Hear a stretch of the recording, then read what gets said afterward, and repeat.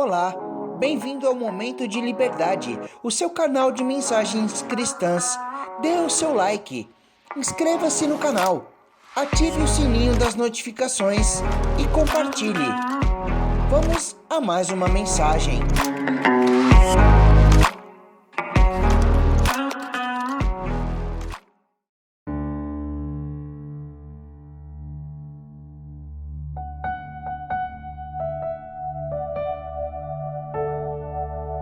Momento de liberdade, ser irrepreensível. Tito 1:7 está escrito: é necessário que o bispo seja irrepreensível, como despenseiro de Deus, não soberbo, nem irascível, nem dado ao vinho, nem espancador, nem cobiçoso de torpe ganância. Deve ser hospitaleiro, amigo do bem, sóbrio, justo, piedoso, temperante. Toda grande empresa tem um departamento formado pelas pessoas responsáveis por fazerem a seleção de pessoal, chamado de recursos humanos, o RH.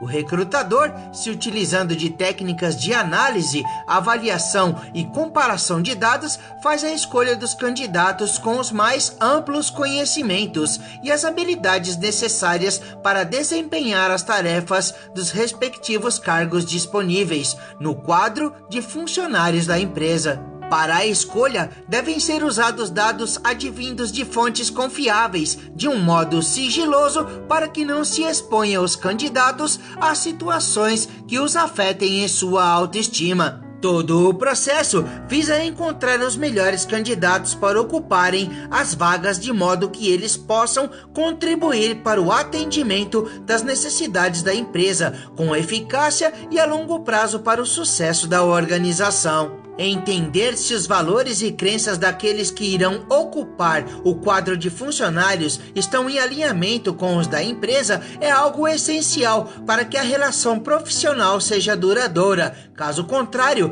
é gerado apenas um desgaste e custo por parte da contratante, que não é o desejado, uma vez que esta aplicou tempo e recursos na contratação do profissional e não obteve bons resultados. Na visão de Deus, aqueles que desejam ocupar as funções na igreja de bispo devem apresentar algumas qualificações que são indispensáveis, pois estarão à frente do rebanho de Deus como representantes de Cristo, sendo assim um grande privilégio, mas que também traz grandes responsabilidades. Nesta função, ele deverá administrar bem os recursos para com a igreja, pois ele é um despenseiro de Deus. Uma vez com a chave da despensa nas mãos, os recursos não deverão faltar para suprir as necessidades da igreja. Os que precisarem deverão encontrar apoio por parte da liderança para que seja promovido o seu bem-estar. A humildade deverá ser um traço marcante de seu caráter, porque como representante de Cristo, ele deverá se inspirar para imitar ao seu Senhor, que em sua missão terrena demonstrou total humildade. Ele serviu ao invés de ser servido, mesmo sendo Senhor.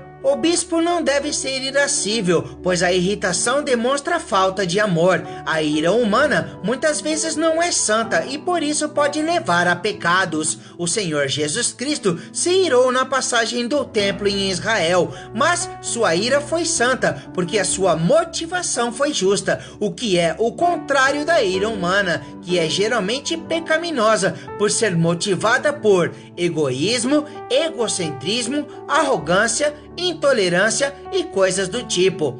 Uma grande discussão que se tem é a respeito da questão do beber vinho, pois alguns acreditam que o simples beber é pecado. Outros acreditam que o pecado se configura ao ficar bêbado, condição na qual a pessoa passa a pensar, falar e fazer coisas inconvenientes. A melhor resolução é entender que tem-se a liberdade cristã, pois não estamos mais nos tempos da lei, mas que esta liberdade não deve servir de pretexto para que um cristão fira outro, escandalizando-o ou ainda influenciando-o a cometer pecado. A liberdade cristã deve ser vista com responsabilidade e o seu limite é o amor ao próximo. A violência, de modo algum, é compatível com os padrões de Deus, pois o Senhor é amor. No amor, temos a preservação da integridade moral, intelectual e física do outro. Aquele que é espancador viola este princípio do cristianismo, e isto é inaceitável.